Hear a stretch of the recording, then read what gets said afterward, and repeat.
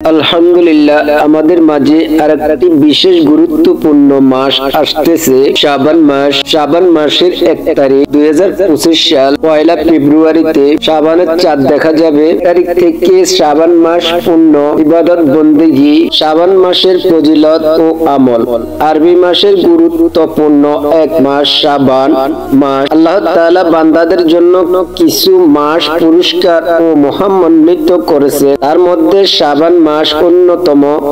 রাসূল সাল্লাল্লাহু আলাইহি ওয়াসাল্লাম শাবান মাসকে তার নিজের মাস হিসেবে ঘোষণা করেছেন। সুবহানাল্লাহ। তিনি শাবান মাসে রোজা পালনের অনেক গুরুত্ব ও ফজিলত বর্ণনা করেছেন। শাবান এমন একটি ফজিলতপূর্ণ মাস, যে মাস আল্লাহ তাআলার রহমত ও বরকতের মাধ্যমে বান্দার সব চাহিদা পূরণ করবেন। সুবহানাল্লাহ। আর যে ব্যক্তি এই মাস পাবে, সে আল্লাহর রহমতে অন্তর্ভুক্ত হবে। শাবান মাসের ইবাদত বন্দেগীর মধ্যে রোজা গুরুত্ব বেশি হওয়ার নবী সাল্লাল্লাহু আলাইহি ওয়াসাল্লাম এই মাসে বেশি বেশি রোজা রাখ। শাবানের 1 তারিখ থেকে 27 তারিখ পর্যন্ত রোজা পালনের বিশেষ ফজিলতের কথা বিভিন্ন হাদিসে ও উম্মাহাতুল মুমিনগণের বক্তব্যে পাওয়া যায়। হযরত আয়েশা সিদ্দিকা রাদিয়াল্লাহু তাআলা আনহা থেকে বর্ণিত, তিনি বলেন, রাসূলুল্লাহ সাল্লাল্লাহু আলাইহি ওয়াসাল্লাম রোজা রাখতেন, যাতে আমরা বলতাম যে তিনি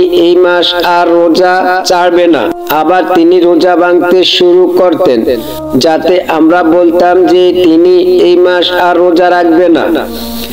আমি রাসূলুল্লাহ সাল্লাল্লাহু আলাইহি ওয়াসাল্লামকে রমজান মাস ছাড়া আর কখনো পূর্ণ মাস রোজা রাখতে দেখিনি, আর তাকে শাবান মাস ব্যতীত কোনো মাসে এত বেশি রোজা রাখতেও দেখিনি। আল্লাহ তাআলা অর্ধ শাবানের রাত মানুষের জন্য আনয়ন করেন, প্রত্যেক বান্দাকে ক্ষমা করে দেন। সুবহানাল্লাহ। কিন্তু মুশরিক ও মুসাহিনকে ক্ষমা করেন না। মুসাহিন বলা হয় এমন মানুষকে যারা সুন্নাহর বিরোধিতা করে। এরপর বর্ণনা এসেছে, তিনি আয়েশা সিদ্দিকা রাদিয়াল্লাহু তাআলা আনহা বলেছেন, রাসূলুল্লাহ সাল্লাল্লাহু আলাইহি ওয়াসাল্লাম শাবানের পূর্ণ মাস রোজা রাখতেন। তিনি শাবানের রোজা রাখতেন, তবে অল্প কিছুদিন রাখতেন না। বুখারী শরীফ, মুসলিম শরীফ, মুসনাদে আহমদ, বাইহাকি, আবু দাউদ, মিসকাত শরীফ। মহানবী সাল্লাল্লাহু আলাইহি সাল্লাম শাবান মাসকে নিজের মাস বলে অভিহিত করেছেন। হযরত আনাস ইবনে মালিক রাদিয়াল্লাহু তাআলা আনহু হতে বর্ণিত এক হাদিসে নবী করিম সাল্লাল্লাহু আলাইহি সাল্লাম বলেন, রজব মাস হলো আল্লাহর মাস। সুতরাং যে ব্যক্তি আল্লাহর মাস রজবকে সম্মান করলো, সে আল্লাহর বিধানের প্রতি সম্মান প্রদর্শন করলো।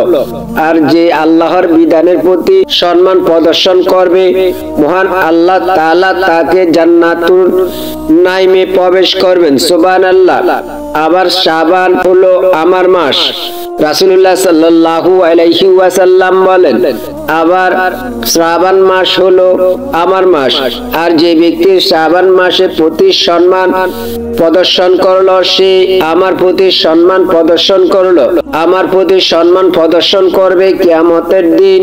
আমি হব তার অগ্রবর্তী এবং সাওয়াবির ভান্ডার।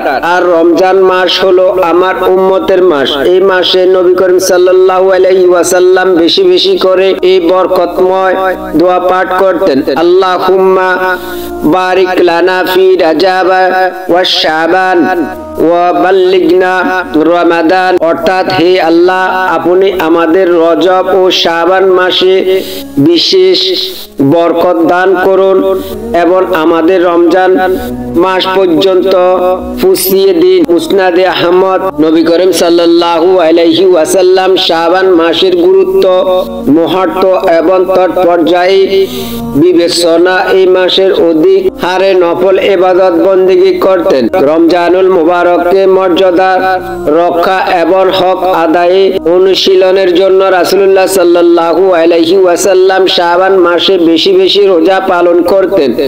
এ সম্পর্কে হযরত আনাস রাদিয়াল্লাহু তাআলা আনহু বলেছেন, নবী করিম সাল্লাল্লাহু আলাইহি ওয়াসাল্লামকে জিজ্ঞেস করা হলো, আপনার কাছে মাহে রমজানের পর কোন মাসে রোজা উত্তম? তিনি রাসূলুল্লাহ সাল্লাল্লাহু আলাইহি ওয়াসাল্লাম বলেন, রমজান মাসের সম্মান প্রদর্শনের জন্য জন্য শাবানের রোজা অতি উত্তম। তিরমিজি। উসামা রাদিয়াল্লাহু তাআলা আনহু বলেন, একবার আমি রাসূলুল্লাহ সাল্লাল্লাহু আলাইহি ওয়াসাল্লাম এই মাসে শাবানে বেশি বেশি রোজা রাখার কারণ জিজ্ঞেস করলাম। তিনি উত্তরে বললেন, লোকেরা রজব ও রমজানের এই দুই মাসে গুরুত্ব বেশি দেয়, রোজাও রাখেন, কিন্তু মধ্যবর্তী মাসটিকে উপেক্ষা করে চলে। অথচ এই মাসের বান্দা আমল সমূহ আল্লাহর দরবারে উপস্থিত করা হয়। আর আমার কামনা হলো আমার আমল সমূহ আল্লাহর দরবারে উপস্থাপন করার সময় আমি রোজা অবস্থায় থাকি।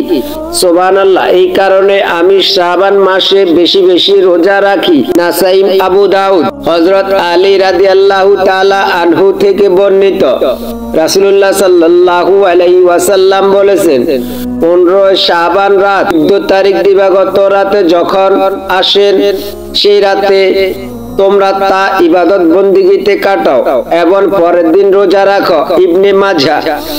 নবী করিম সাল্লাল্লাহু আলাইহি ওয়াসাল্লাম বলেছেন, শাবান হচ্ছে আমার মাস, যে কেউ এই মাসে আমাকে সাহায্য করবে আল্লাহ তাআলা তার উপর বিশেষ রহমত ও বরকত নাজিল করবেন।